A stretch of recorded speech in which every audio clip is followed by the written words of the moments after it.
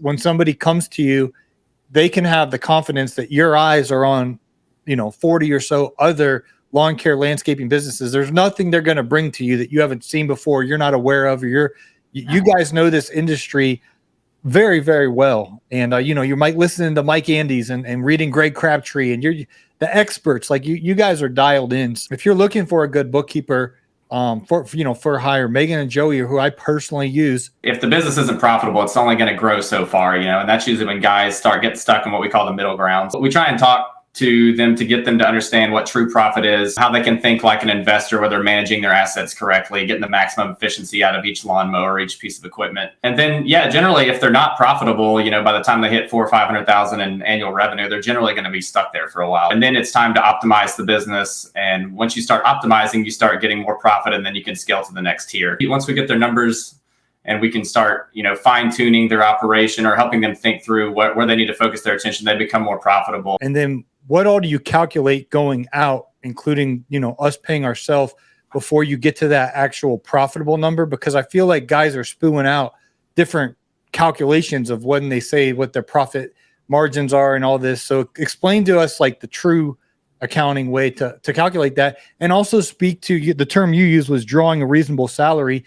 We talked off air a while ago that a lot of business owners aren't paying themselves a reasonable, consistent, intentional salary. They're just willy-nilly pulling out money when your wife wants to go to Target or they need to pay rent, and just pull the money out. You can pay yourself a reasonable salary, or you can do what's called investing in sweat equity, and where you just don't draw a salary and you reinvest all of the money back into your company, and you can grow faster that way, which is, I call it the single guys route. It's easy to do that whenever you don't have a family, but when you have a wife and she's like, where's all the money? And you don't, obviously if you have a family, you have to be drawing a reasonable salary, or that's going to get old pretty quick.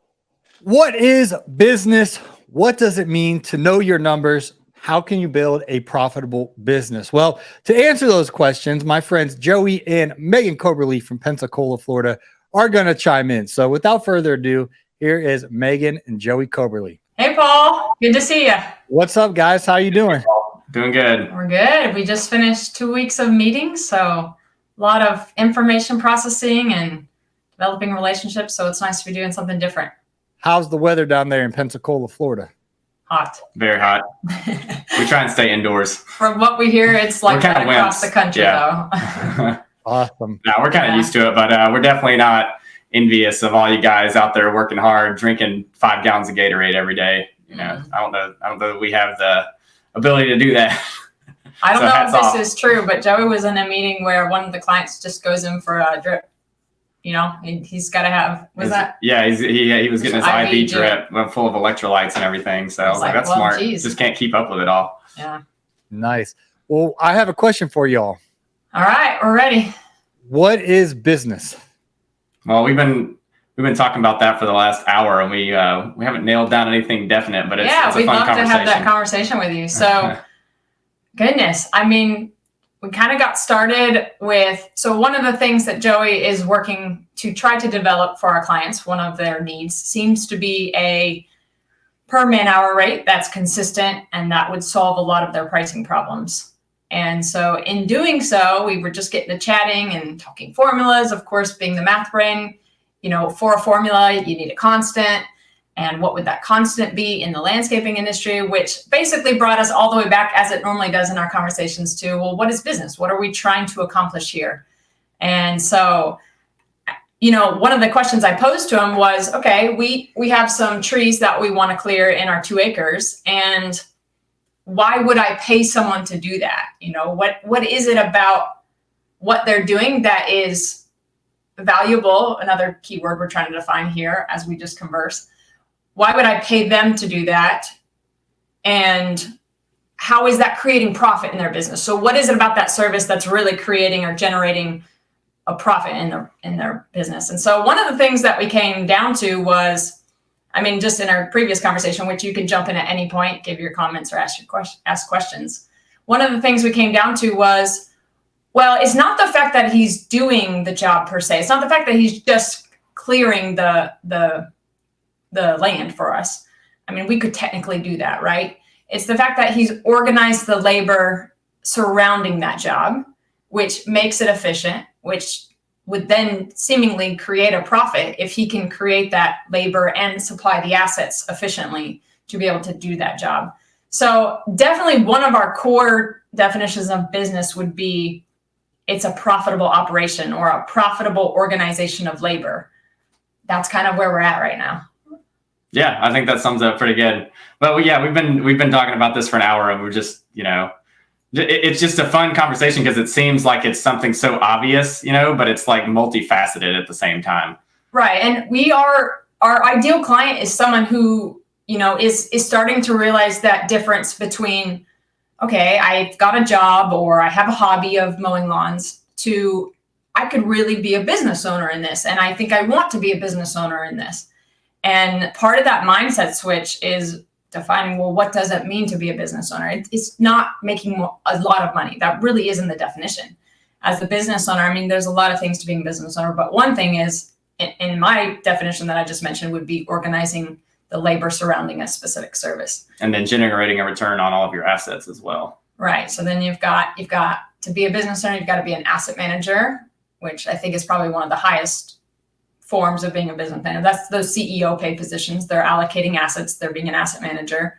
But you've also, I think at the very beginning, got to organize labor efficiently. Right. And seemingly, I mean, one of the most answered questions. So when I do my consultation, an icebreaker question that I like to start with is, what's your favorite book? And my most common answer, which is always a good indicator when I start to see recurring answers, my most common answer is Robert Kiyosaki's Rich Dad Poor Dad. And number one, it's just a good read. So if you haven't read it, read it as a business owner. It's very easy to read. He does it. He tells it in the form of a story, which is really nice and relatable. But I think honestly, at the core of that is we're getting a clientele who is starting to make that transition in their brain between owning their job or having a hobby to, let me try this business owner thing. Right. Let me organize labor and generate a return on my assets. That's kind of what we came down to in our conversation. Yeah. It's those two fundamental things. Right. And if you were to, expand on that a little, because, well, I mean, there's a little bit more to it. So if you expand on that a little, I would say it's a financially free, profitable operation that provides enough cash to be used at the dispense or at the will of the owner. And all of those are really key pieces that come out in the statements that we provide to our business owners. So yeah, it's been a little bit full circle within the past hour of thinking through that, but I think it's a financially free, which different than debt-free, profitable operation that provides a business owner or partners in the business, of course, with disposable cash so that they can then use that to obviously think through paying taxes, but also reinvesting in the business, so on and so forth. Very well said. That's like our definition. Yeah, well, it just got me thinking through the stages of. I remember when I came to y'all at Jason's event, like I was embarrassed to even present my books to you because I felt like my business, it was like you mentioned earlier, like I was a hobby, like I own my job. It was just there wasn't this surplus of money at the end of the day. It was like all this money's coming in, but all this money's going out, and that profitability component wasn't there. And so you guys helped me so much. I mean, we've been working together, I think, for 5 years now. It's been a long time, 4 or 5 years. And now it's just like, you guys know my numbers better than me, but it's so much better than it was years ago. So I'm just very thankful for your passion for business, your passion for managing all these things wisely and being financially free and profitable. So it's changing lives. And I know last we talked, you had like 40 customers, and from what I understand, and you could correct me, maybe my math's wrong, but all 40 of those businesses are on the up and up. The profits are growing, the revenue's growing. Not that the revenue has to grow, but everything's growing, and most importantly, that bottom line's growing, peace of mind's growing, the psychological, physiological, I don't know the word, but the emotions and the physical component of when you have more margin, you're just more at peace in life. And so talk to that, kind of the turnarounds that you've seen of business owners going from the hobby, owning the business, to really producing something that is financially excellent. I think part of that passion comes from the fact that we're learning too. And so my husband's definitely the conceptual thinker. So he'll bring in the concepts of, you're selling labor. That's what you're doing, rather than I'm just in the details and the numbers. So part of that passion is, it's totally a part of my growth as a business owner too, is learning what's business, learning what a profit and loss states, what a cash flow statement reads, how a balance sheet feeds into that, and how they all work together. But right at the core of that business is that profit and loss, or the ability to generate those profits. And that's really what we do in our monthly meetings, especially for that first year while we're accruing data. And being able to see clients catch that in a certain meeting, you never know which meeting it's going to be. Seeing clients ask questions that are right in line with what it is we're trying to teach them. It's fun. I mean, it's fun because not only was that me, 2 years ago, and still me as I'm trying to teach it, because I think there's a saying, you'll retain 90% of what you teach. So there's a lot that I'm learning as I go through it.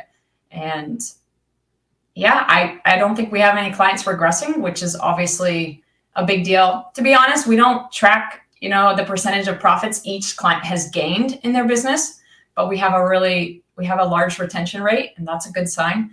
And we've had a few grown men cry in the meetings because they're just very thankful for what they're learning. Hopefully they see our heart behind it, which is, we're business owners. We think owning a business is not a scam. We think it's very profitable for the economy.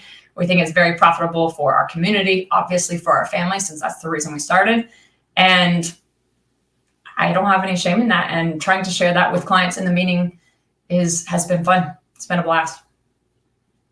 What are your thoughts, Joey, on watching the transformation in the lawn care businesses you've been working with throughout the years?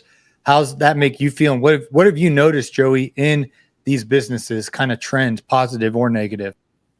So I think probably we talk, me and you talk about this a lot, but if the business isn't profitable, it's only going to grow so far, and that's usually when guys start getting stuck in what we call the middle ground. So we try and talk to them to get them to understand what true profit is, how they can think like an investor, where they're managing their assets correctly, getting the maximum efficiency out of each lawnmower, each piece of equipment. And then, generally, if they're not profitable, by the time they hit $400,000 or $500,000 in annual revenue, they're generally going to be stuck there for a while. So, and then it's time to optimize the business. And once you start optimizing, you start getting more profit, and then you can scale to the next tier. So that's generally what we try and work on is, once we get their numbers and we can start, fine tuning their operation or helping them think through where they need to focus their attention, they become more profitable, and then they're able to reinvest all that capital back into their business and reach their next goal. But I think that's the biggest thing early on in business, is just realizing what true profit is. And once you start getting it, that's when you can really start growing a business. Mm-hmm. That's super exciting. Last time we talked, you all had around 40 customers. Can you break down kind of what stages? I know you have all shapes and sizes of businesses, but kind of walk us through the various revenue and profit numbers, if you don't mind. Obviously, you don't have to give out people's names and social security numbers, but generalized, what kind of businesses are you seeing come your way? So I was just going to say, generally, we try to market to a specific clientele, and that's generally, I was telling you, kind of our passion is to help, people that are younger in business to understand how to think like a big business. And so we generally market to clients that are under that 500K mark. As far as our onboarding goes, now we have clients that have grown well past that. We generally, try and onboard clients anywhere from the 200 to 300K revenue mark. I'd say that's generally when they start onboarding. And then we have clients all the way up to about 3 million annual revenue. But yeah, I would say that's generally our business model, is just clients that are young in business. And that way we can kind of get them to see full picture, because we didn't really want to be the bookkeepers that are trying to help you turn around a $5 million company that's got, $10 million in debt. We're not really the turn around your company type we never business. We didn't really want to work with that. So we try and get clients to see how to do it, right from the start, and then we can all, benefit from the growth. We want to see you grow. It's good for, just work, family life as well, if you're not drowning in debt. So we generally deal with, clients that are happier just because they're not, drowning in debt, trying to have a 15-year turnaround plan. So that's generally who we market to. But we've seen businesses at basically any stage of growth from, even 50,000 all the way to about 3 or 4 million. Yeah, in annual our revenue. outliers would be probably underneath 75K, and our outliers are probably above 500K. Now, like Joey said, we have people that earn past 500K in gross revenue, but seemingly we've got a nice assortment between about 75K and anything below that. We might not be considered valuable enough quite yet for your business, especially in those winter months, because it is, it's an annual cost, or a monthly cost, I should say, even for the winter months.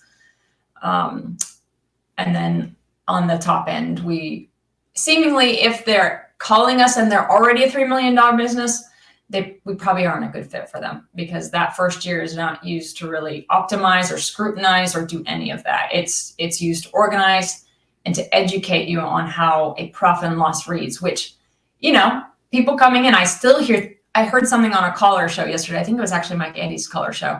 And the gentleman said, I'm a sole owner. I've not been profitable, but because I've been continuing to reinvest in my business. And immediately, just being a bookkeeper and having taught clients how to read these statements, it would technically be an incorrect statement, simply for the fact that most of our clients come to us profitable, especially because they're there at the beginning stages, where much of their back office is done by them. They've got a lot of sweat equity in the business, if you will. And so a lot of numbers are not technically showing up on the profit and loss as they would at a bigger size, where they're not using their backyard anymore. They're renting space, or some of those back office costs, as well as their labor has been replaced by a true metric in the form of a W-2. So all that to say, most of our clients come to us profitable, and they're just learning. Well, first of all, they don't know that they are, so they want us to tell us they are. But like I said, they start out pretty profitable. And so getting them to understand that your profit is pre-tax, it's pre-debt, and it's pre-reinvestment is an extremely important part of that first year of educating them. And that's fun to me. I mean, I say it often, but I used to be a teacher. And so you asked kind of about our profit metrics. I would say most of our clients come to us profit. Whether or not they understand what true profit is a different factor. And that's what we're trying to teach them in these meetings, is that when you say profit, we've got a very strict definition of profit as it relates to your statements, which is the statements people use even the corporate level for a good reason, and how that's different from you reinvesting that profit into your business to then not have any cash. So that caller on Mike Andy's show should have said, I've never had any extra cash. It's not that he's never been profitable. He probably just used that cash to reinvest, to pay down debts. Right. Probably to pay taxes. Well, definitely to pay taxes if his business supplied that. I don't think a lot of guys realize that. I think a lot of them think in terms of how much cash am I going to have at various stages of growth. And you really need to think, how much is my business going to be worth at various stages of growth, while I'm drawing a reasonable salary.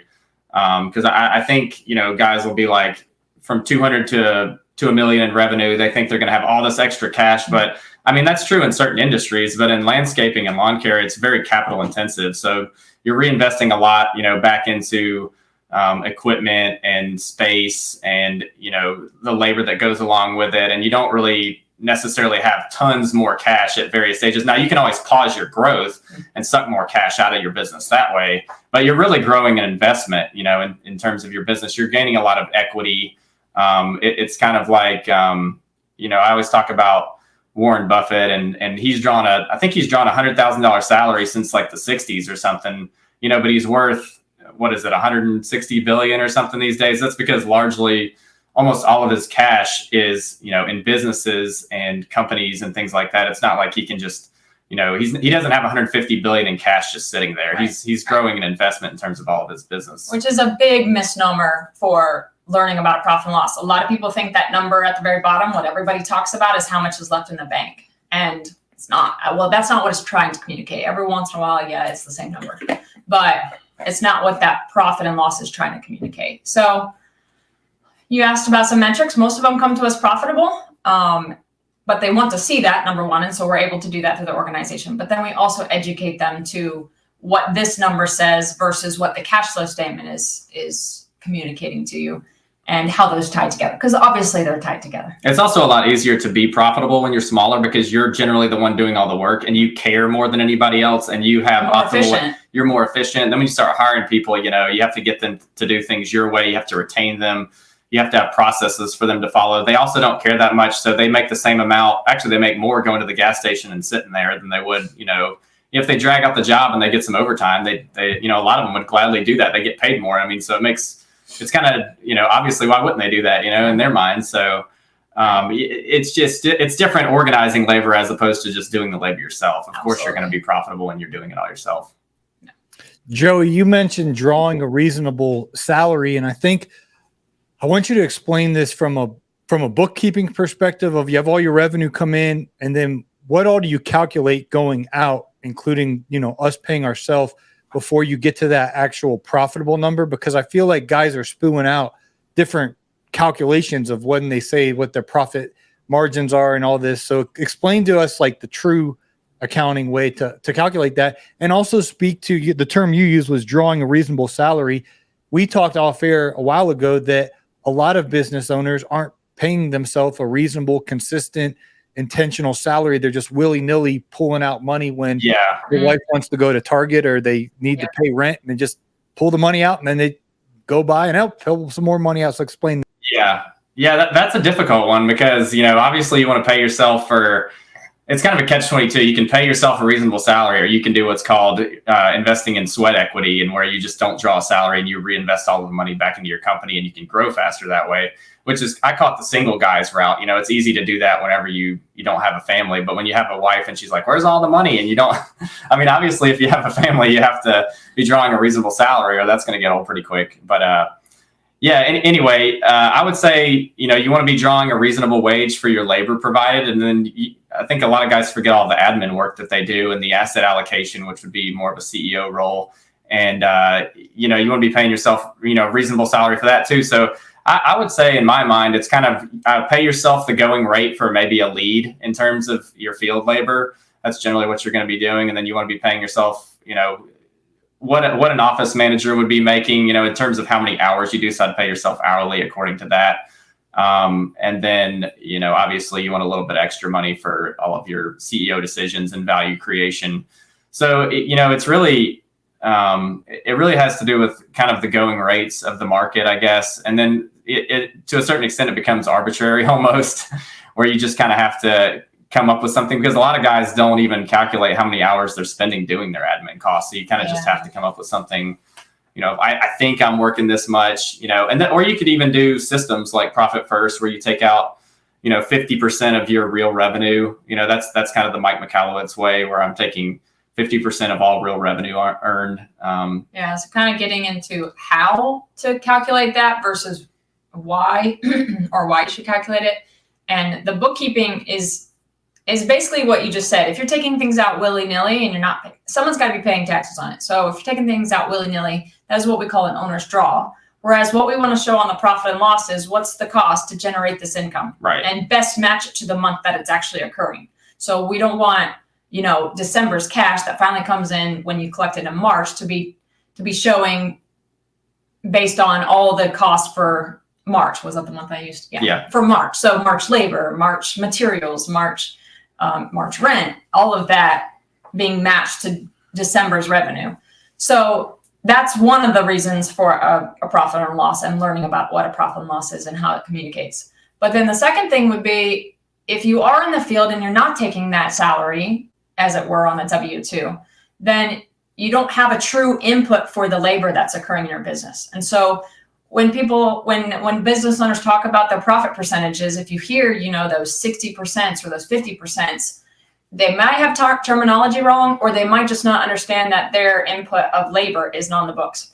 Here's where you run into, I'm not a tax preparer. I don't understand all of, if you have a W-2 as the business owner, then you're technically an S Corp, or if you do, but you're not an S Corp, then you don't get this deduction. I don't know any of that. I do know that it probably wouldn't be best for me to recommend anything anyway, but at some point you've got to figure out what is reasonable for you to pay yourself in order to buy your time back eventually, if you do truly want to be a business owner.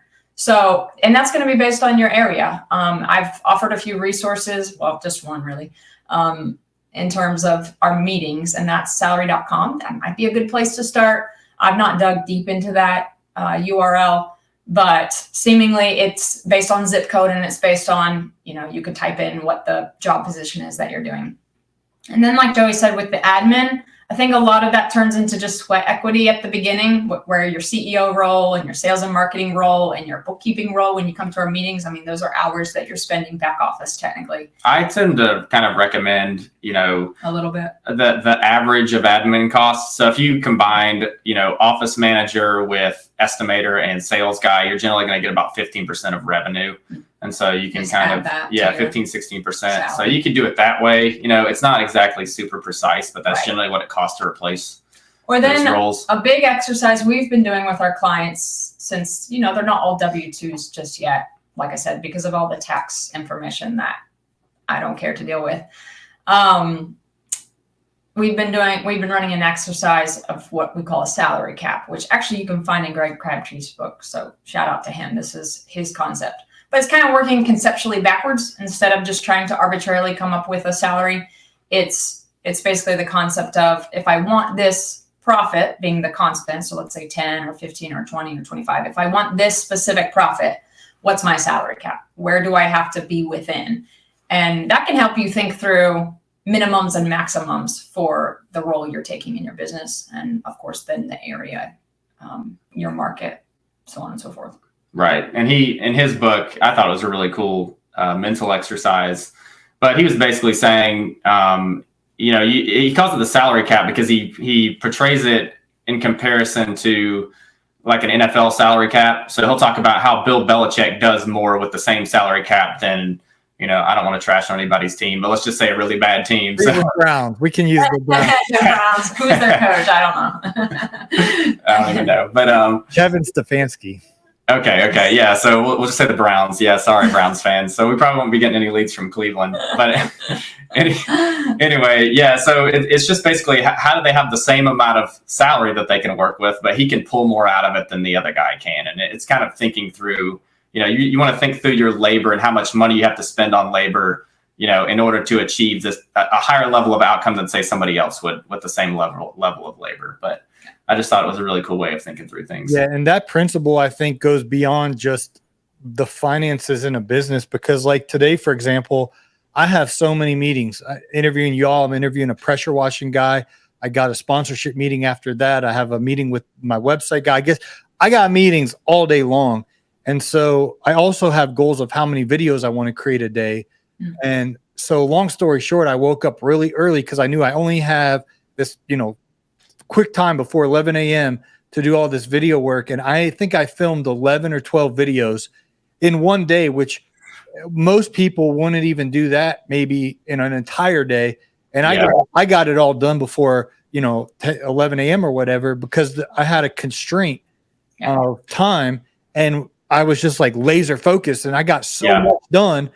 And now I got, the rest of my days are absolutely crazy. But that's what Bill Belichick does. He takes these average guys and he just squeezes it, and they just become Superman. And he sees talent where nobody else sees it. Yeah. The diligent shall prosper, right, Paul?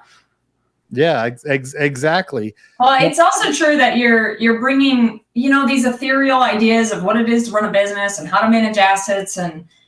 And obviously you're wearing so many hats at the beginning of your business, and it brings it into reality when you actually see the numbers. And that's very helpful, because now you've got some walls to push up against. That's where your brain gets really creative, is when it has some boundaries that it has to work within. Mm-hmm. And so that salary cap is a friendly exercise. It's not supposed to give you necessarily answers, but it gives you something to push up against as you are trying to create that perfect mix of what should I pay myself and what should my pricing be. And then of course the overhead comes, after that. Yeah. And you mentioned that boundaries word. It's been so helpful for you guys with me, because you kind of give me limitations like, hey, let's kind of take it easy on the expenses, or let's keep the expenses, below this number.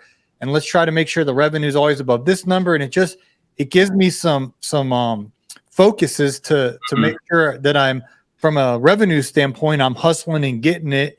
And from a expense perspective, I'm not being frivolous. And it also is awesome to have you guys, when there is money there, should this money go into a Roth IRA? Should this money go to pay down this? How much can I pay down on this? How much can I invest in investing? How much can I reinvest into equipment and better things to be more efficient from a equipment or software perspective? So that's so helpful for me, because I think a lot of guys that are building businesses, they just don't know. They're like, yeah, I need to get a better truck. I need to get a better weed eater. I need to get a better mower. I need to get this. I need to get that.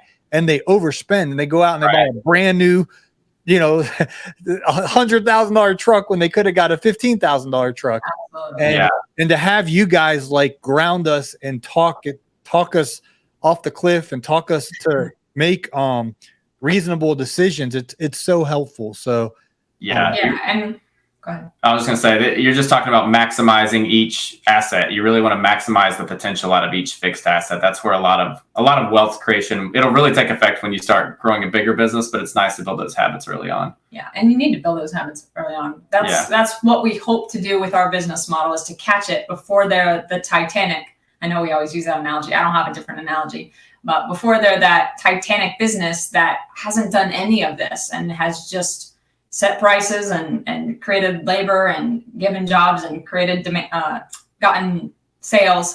And if you put some of those metrics in place, or at least some of the understanding, and you said now what we're doing is we're really just a soundboard. And I like that you say that, because I'm not trying to be the CEO of your business. I'm trying to help you think like a CEO.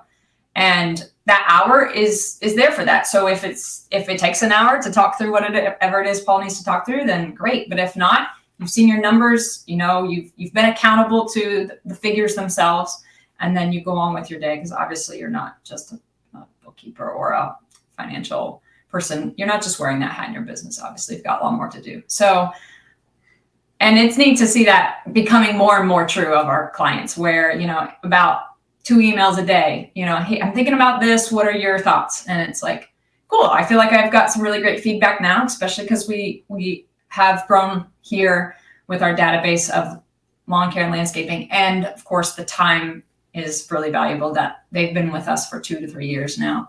And so, I just got 2 or 3 emails today with that sort of soundboard mentality of, they're learning, they're putting things in place, and they need someone to just be able to look at it from a little bit of a bigger perspective. Whereas as a CEO, you've got your nose right in the details almost every day. Mm-hmm. Yeah. And Joey, I remember actually when you used to work a job before you came on full time, Megan was always referring to you as this big investor. Joey loves investing. No. Yeah, that's he loves it. I love it, but I'm not some big investor. I just like the way they think, But I'm curious, as you're seeing these businesses go from 200 to 300 to over 500, and that there's more money, there's more opportunity. How do you determine if you reinvested into the business, getting bigger and better, efficient, monies with, better trucks, better equipment, et cetera, or pulling a portion of that and diversifying and investing it into the stock market, into, assets like that? Like, what are your thoughts? I would say your profitability would tell you that. The cool thing about being in business for yourself is the profits are kind of unlimited. Whereas with like a mutual fund or an index fund, you're generally going to get the standard market rate of return, just depending on how the economy is doing. But with your own business, you can generate 20% profits, which is kind of unheard of in the stock market. You're not generally going to get that. And I saw a study in a book I was reading, and it was saying that I believe it was 97% of people that have a net worth over $5 million that were under 40 years old had owned their own business. That's how they generated their wealth. So it's, they say that stocks are the number one wealth generator, but growing a business is above that if you do it correctly. By far, it's not even close. And then under the stock market, you have, gold and bonds, and those aren't even close to stocks. But, growing your own business by far is the best wealth creator and the best way to jump up a class or two in America in general. So then how would you know whether or not to take that profit out of the business? And just going back on that question. Yeah. I don't really want to give anybody advice in terms of that, because you may have seasons where you are unprofitable, but you can always turn it around and generate more profit than you would have, in the stock market. So I think the key to success is just putting your head down in one industry and really, learning that industry and getting really good at it. And, it's going to take time. You're going to have a bit of a learning curve, but, there's a proven model that you can generate really high returns in lawn care and landscaping. So, if other people are doing it, you can do it as well. And this is straight from Joey, but in answering that, I mean, the one thing he's always said, even to us, as we have become obviously capital allocators and owning our business, is where you're going to get the biggest return. Like, is your greatest return going to be in trying to purchase more equipment to make your people more efficient, which then obviously drives, hopefully, the goal would be to drive up your profitability? Or is it going to be more efficient elsewhere, whether that's stocks, whether that's, I don't know at this point. I mean, it would mostly be stocks or retirement, right? So it would be a matter of where your dollar is going to earn you more than $1 back. Not more than $1, but more than some other use of that dollar. Right. I like Ecclesiastes. It says to spread your investments 7 or 8 ways. It says it in a really fancy way, but that's the basis of what it says. But I think that most important one is your business. But as we're making these decisions, you guys can help and be like, hey, I would put X amount monthly into the Roth IRA. Or for some of your customers, they can't even do it. They make too much to do a Roth IRA. So there's other things. But I just think those investing questions are so good, because I think a lot of guys that I see on Instagram and I just hear about, they make the dumbest decisions and they go out and they buy these brand new trucks. Man, you even told me the other day, because I'm looking at a Chevy Silverado. Joey's got me thinking that's a smart decision, but you're like, it's a depreciating asset. Why would you go out there and buy a brand new truck? It's going to be a used truck a year from now. You guys just help us make smarter decisions. Yeah, I think also to build on your point on what should I do with my money? Like, for example, every business is different, but, lawn care and landscaping is a capital intensive business. I mean, you have to replenish a lot of your assets continually. Like, our business model is entirely different. It's not very capital intensive. Now, our money would largely go into something like marketing or building a brand or something like that, and it really just depends on our personal situation. How big do we want to get? How fast do we want to get there? And so our capital allocation decisions are based upon that, and Megan and I have determined, for health purposes, we don't want to scale super, super fast, and putting a lot of money into those sorts of things. So we try and find kind of a balance. So we do diversify a lot of our money, into stocks or various assets like that. And so we don't, we're profitable, but we don't absorb all those profits back into the company simply because it's a different model. We have different goals. So it really just depends on your goals and where you want to go and how big do you want to get.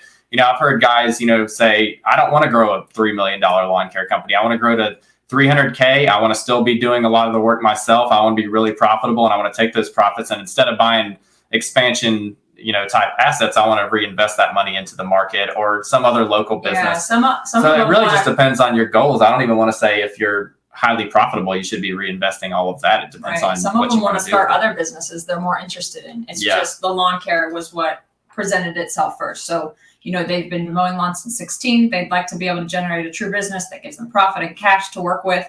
And so then they want to take that and, flip properties or whatever the case may be. Yeah. And so I think what Joey is saying is too nuanced to really give any, over a broad answer, but you do want to think through your specific situation, which is where those monthly meetings are helpful, because you've got access to Joey's brain mainly, but also your specific numbers and your specific goals, and articulating that to somebody is also an exercise, because you get somebody on one of these meetings and you're like, where do you want to go? And they just look at you like they've never thought of that before, or they've thought about it, but now it's got to get in words, which brings it into the reality of today and now. And so it's such a nuanced question because it will depend on your season. But if you can have somebody help you see what season you are in or where you want to go, then it'll help you understand the rhythms of where to put that money. That's fantastic. And I remember my early days, people in the accounting, bookkeeping, tax planning world, they had all kind of other customers, and I was such a little fish. My revenue was so puny back then that I just had the worst experiences with some of these people. And it was just so frustrating because I didn't know what I was doing clearly. I needed help, and they just, and maybe in hindsight, it was good that all that happened to me, because when I found y'all, it was like, oh, I just give you guys big hugs and be like, thank you, because you care about your customers being profitable, about their businesses, their whole life, being successful. And so I think it's when somebody comes to you, they can have the confidence that your eyes are on, 40 or so other lawn care landscaping businesses. There's nothing they're going to bring to you that you haven't seen before, you're not aware of, or you guys know this industry very, very well. And, you might listen to Mike Andes and reading Greg Crabtree, and you're the experts, like you guys are dialed in. So I want to share with my listeners and viewers on YouTube that if you're looking for a good bookkeeper for hire, Megan and Joey, who I personally use every single month for the last several years, we get on a call. Sometimes it's Joey, sometimes it's Megan. If their kid is, depending on their baby, or he's not a baby anymore, but sometimes you get both of them or whatever. But those meetings have been so helpful to me. So I just want to say thank you guys and endorse you that you have my stamp of approval, and you guys have done a great job for years. Appreciate it, Paul. We're thankful for the clients you've sent our way. And, speaking of, that's been a big push to this year, is really dialing into the industry. So we've gotten enough people now. We want to help solve their problems. And so, listening to Mike Andes, who obviously has the whole idea of being repeatable and efficient with his labor, he's got that down. He's reproduced that in other areas with his franchisee. And so, where was I going with that? Yeah, basically just saying this is the year for dialing in. Yeah. So the Grow Your Numbers meetings, which we've tried to differentiate from our Know Your Numbers meetings. Oh yeah. Why don't you extrapolate on that a little bit? Sure. So this year we did them last year, but I don't think they were as different of a product technically in our clients' minds. So this year we've really tried to market that every single quarter, if you are already a 1-year client, so if you've had 1 year with us of organization and education and learning about profit and loss and all these concepts we've talked about, then every quarter we'll do a Grow Your Numbers meeting with you. So that lands April. We just did this past one in July. And that's a Grow Your Numbers meeting. We're actually in a different software than QuickBooks Online, which is the software we use for the actual accounting piece of it. And that's where we're trying to dial in a little bit more. And it's in beta, so we're learning a lot as our clients give us feedback. But we walk through that gross profit conversation of, if your labor is not on the books, you don't have a true profit figure. Or, that's the first piece you need to put, in that calculation to be able to know at least a little closer to your true profit. And then also we did a fixed expense analysis this past Grow Your Numbers meeting. And so that's where we're trying to dial into the industry and bring in information from people like Mike Andes and conversations from other people in the industry who have done it and have done it well. And with that being said, another focus of this year was our organic branding, if you will. So we've started up an Instagram and a Facebook, and have finally. I know we've been needing to do it, but gosh, it was the last thing I wanted to do as the actual labor of that. It would have been the worst. That's our least. We're just not interested in that aspect of it. So we finally did focus on getting that accomplished. So this year has been a lot of Grow Your Numbers meetings, dialing into the industry some more, finding those needs of real, true problem solving, and listening to people, obviously trying to filter that information through us and the way we view business. And then also getting our branding and our information out there for people. Fantastic. Well, it's always good catching up with you guys. I hope to get down to Pensacola again. I have Footbridge Media is the website company that we endorse. They're down there, like really close to where you guys are, like 2 or 3 miles. I mean, it's really close. Yeah. And last time, I don't know why didn't. You guys were hyping up this beach, and I'm like, I don't know why it was like going in one of your mouth. Yeah, that cracked me up. That made me laugh. You're like, there's a beach. So nice. And I'm like, okay, yeah, I can't. I mean, and I drove over to Bridge, and I get there, and there's like a beach ball that says Pensacola.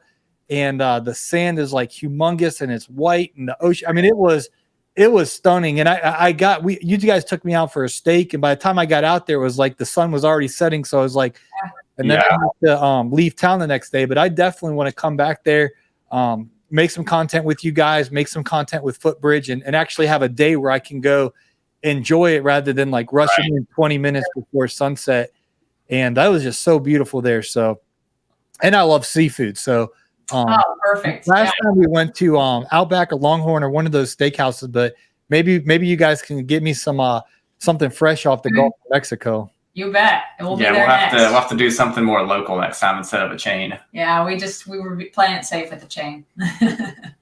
So, and yeah, it was a great time going down there. So is there anything we're leaving out here? And I'll make sure Mr. Producer puts in the YouTube description your guys' information. And of course, you guys listening on the podcast, you already know who Megan and Joey are, but their link is always in the show notes, and they're also on the Green Industry Podcast website. But is there anything I'm leaving? No, I think that's it. Go follow us on Instagram and Facebook. It's nothing special because it's literally been going for like a month now. So it's very bare bones, but hey, maybe we'll get a good laugh out of it. And it also is our chance to say thank you, Paul. Thank you so much, Paul. What you've done and being consistent with it, cranking out 11 videos, which may or may not have been podcast videos, but either way, keeping at it. And they were for something else. You guys know what they were. Yeah, I wasn't sure, but either way, you obviously are very consistent with your podcast as well. Yeah, it's not only fans, but it's not lawn care related. So like, what? And they're not my feed either. So there's what kind of videos is Paul making? No, it's nothing. It's another business. It's like you said. There's so many people that start a lawn care business, and then they go into real estate, or they go into this, they go into that. I mean, it's so cool. And other people in the lawn care industry, they get so envious and jealous, and they try to, like, if you don't do lawn care only the rest of your life, you're a loser. And I'm the opposite. I'm like, I think that's great. Like, you learn business principles, you followed something else. Like, not everyone's passion is flinging mulch and mowing grass. Some people it is. Some people it's not. And so it's just so cool to, like, a lawn care business is such a good foundational to learn all the business stuff, and then you take it on. And it's crazy. Absolutely. How many, like, entrepreneurs that are famous that used to have lawn care businesses. Yeah. I interviewed a billionaire, and Dave Ramsey recently interviewed this billionaire too. His name's Vic Keller. And when Vic, Dave were talking, I could just tell the deep respect that Dave Ramsey had for Vic Keller.